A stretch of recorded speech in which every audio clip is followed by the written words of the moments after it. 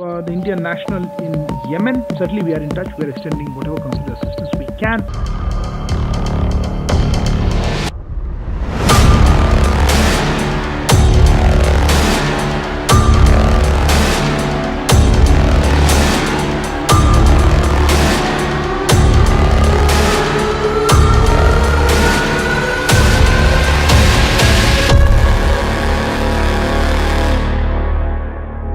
नमस्कार दोस्तों, कैसे हैं आप सब। दोस्तों, गल्फ कंट्रीज में सेमी स्किल और अनस्किल्ड वर्कर्स को प्रताड़ित या हरास करने की ये कहानी कोई नई नहीं है। आपकी जानकारी के लिए बता दूं कि गल्फ के कई देशों में ऐसा चलन है जहां वर्कर्स को काम करने के लिए ले जाया जाता है और उनको कफाला बनाया जाता है। कफाला के तहत जो वर्कर ऐसे किसी देश में जाते हैं वहां उन वर्कर्स के पासपोर्ट रख लिए जाते हैं ताकि कोई भी वर्कर बिना बताए भाग ना सके। इस पासपोर्ट रखने के चलन को गल्फ के कई देशों में कफाला कहा जाता है और इसी कफाला की आड़ में बाहर देशों में जाने वाले वर्कर्स को प्रताड़ित भी किया जाता है। कफाला के सबसे ज्यादा पीड़ित घरेलू सहायक का काम करने वाली भारतीय महिलाएं हैं जो काम की तलाश में मिडिल ईस्ट कंट्रीज में चली जाती हैं। अक्सर जब हम किसी दूसरे देश में काम पाते हैं या नौकरी पाते हैं तो हमारा जुनून और खुशी सातवें आसमान पर होती है। मिडिल क्लास परिवार और गरीब परिवार के बच्चे अच्छा पैसा कमाने के लिए किसी सस्ते देश में जाने का रास्ता तलाशते रहते हैं और कई बार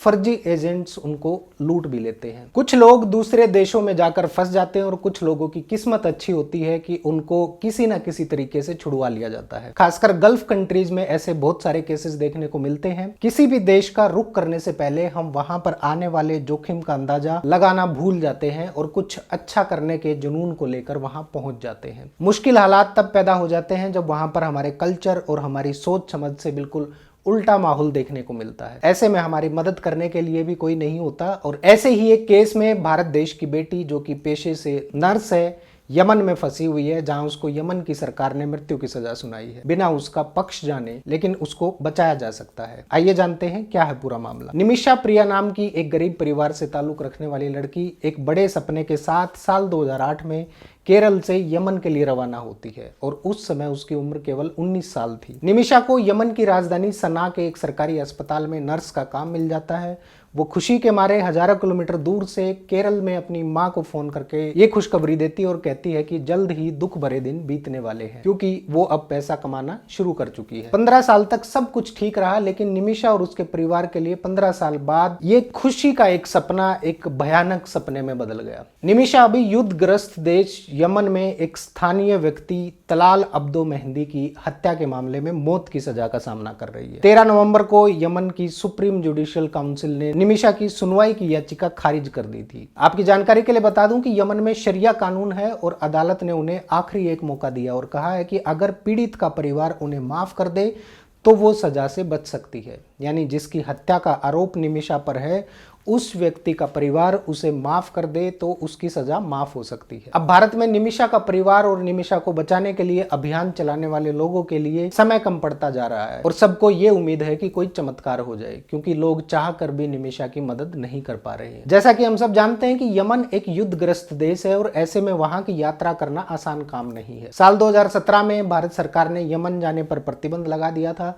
और किसी भी विषम परिस्थिति में यमन की यात्रा करने के लिए स्पेशल परमिशन की जरूरत होती है। निमिषा के लिए अभियान चला रहे ग्रुप सेव निमिषा प्रिया इंटरनेशनल एक्शन काउंसिल ने दिल्ली हाईकोर्ट में याचिका दायर की जिसमें अपील की गई है कि निमिषा की मां और उसकी 11 साल की बेटी मिशाल को सना जाने की अनुमति दी जाए। इस ग्रुप का कहना है कि काउंसिल के 2 सदस्य भी उनके साथ जाएंगे, लेकिन पिछले हफ्ते भारतीय अधिकारियों ने उनका आग्रह ये कहते हुए ठुकरा दिया कि जब यमन में भारत की राजनयिक पहुंच नहीं है, दूतावास नहीं है, तो ऐसे में उनकी सुरक्षा सुनिश्चित नहीं की जा सकती। और सरकार का ये आंकलन यमन में राजनीतिक हालात पर आधारित है क्योंकि सना में हूती विद्रोहियों का कब्जा है और यमन की आधिकारिक सरकार के साथ वो वर्षों से संघर्ष में है। यमन की सरकार भी सऊदी अरब में निर्वासित है। आपकी जानकारी के लिए बता दूं कि भारत हूती विद्रोहियों को मान्यता नहीं देता है, इसलिए ऐसे में भारतीय नागरिकों के लिए यमन की यात्रा खतरे भरी होती है। इन सब के बीच निमिषा की मां की बेचैनी बढ़ती जा रही है और उन पर तरह तरह का डर हावी होता जा रहा है। वो इस बात से भी डर जाती हैं कि उनकी बेटी किसी पराये मुल्क में मौत का सामना कर रही है। सेव निमिषा काउंसिल के सदस्य और सामाजिक कार्यकर्ता बाबू जॉन कहते हैं, निमिषा के साथ जो भी हुआ वो दुर्भाग्यपूर्ण है।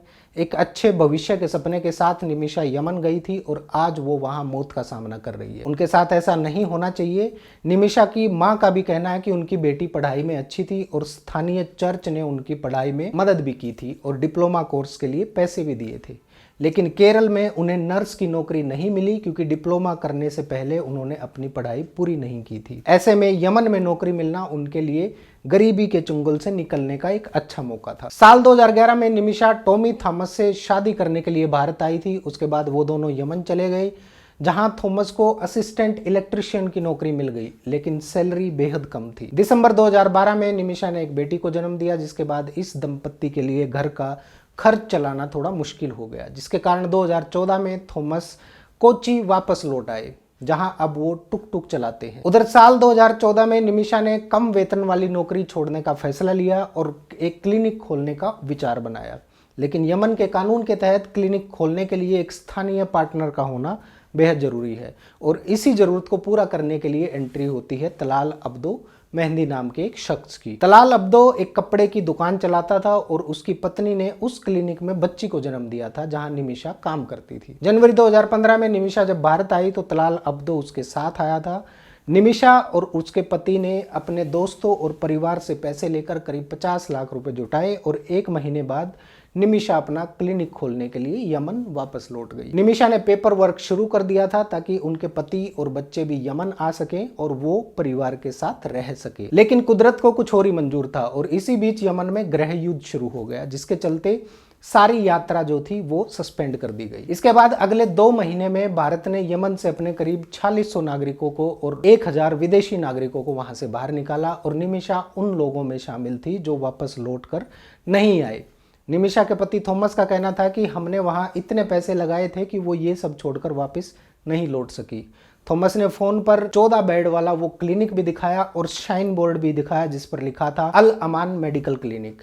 निमिषा के पति थॉमस का कहना था कि निमिषा ने बताया कि अब क्लिनिक अच्छा चलने लगा था, लेकिन निमिषा ने तलाल अब्दो के बारे में शिकायत भी करनी शुरू कर दी थी। दिल्ली हाईकोर्ट में डाली गई याचिका में कहा गया है कि तलाल अब्दो ने निमिषा के घर से उसकी शादी की तस्वीरें चुरा ली थी और बाद में उन तस्वीरों से छेड़छाड़ करके ये दावा किया था कि निमिषा ने उससे शादी कर ली है। याचिका में यह भी कहा गया है कि तलाल अब्दो ने कई बार निमिषा को धमकियां भी दी और जबरदस्ती उसका पासपोर्ट भी छीन लिया। जब निमिषा ने इसकी शिकायत पुलिस में की तो पुलिस ने उल्टा निमिषा को ही 6 दिन तक जेल में बंद रखा था। निमिषा के पति थॉमस को टीवी न्यूज चैनल के जरिए पहली बार 2017 में हत्या की जानकारी मिली थी और खबर की हेडलाइन कुछ ऐसी थी, मलयाली नर्स निमिषा को पति की हत्या के लिए किया गया गिरफ्तार, शव के टुकड़े किए। तलाल अब्दो का शव टुकड़ों में वाटर टैंक से बरामद किया गया था और उसके 1 महीने बाद निमिषा को यमन की सऊदी अरब से लगती सीमा से गिरफ्तार किया गया था। निमिषा के पति थॉमस ने बताया था कि गिरफ्तार होने के कुछ देर बाद निमिषा ने उन्हें फोन किया और वो बुरी तरह रो रही थी। निमिषा के पति का कहना है कि ये सब निमिषा ने अपने पति और बच्चों के लिए किया। वो चाहती तो आसान रास्ता चुन सकती थी और तलाल अब्दो मेहंदी के साथ आराम की जिंदगी जी सकती थी, लेकिन उसने ऐसा नहीं किया। माइग्रेंट वर्कर्स के राइट्स के लिए काम करने वाले और सुप्रीम कोर्ट के वकील के.आर. सुभाष चंद्र का कहना है कि निमिषा का इरादा तलाल अब्दो मेहंदी की हत्या करना नहीं था, बल्कि वो तो इस पूरी कहानी में खुद ही पीड़ित है। तलाल अब्दो मेहंदी ने उसका पासपोर्ट रख लिया था और उसके साथ कुछ गलत करने की मंशा थी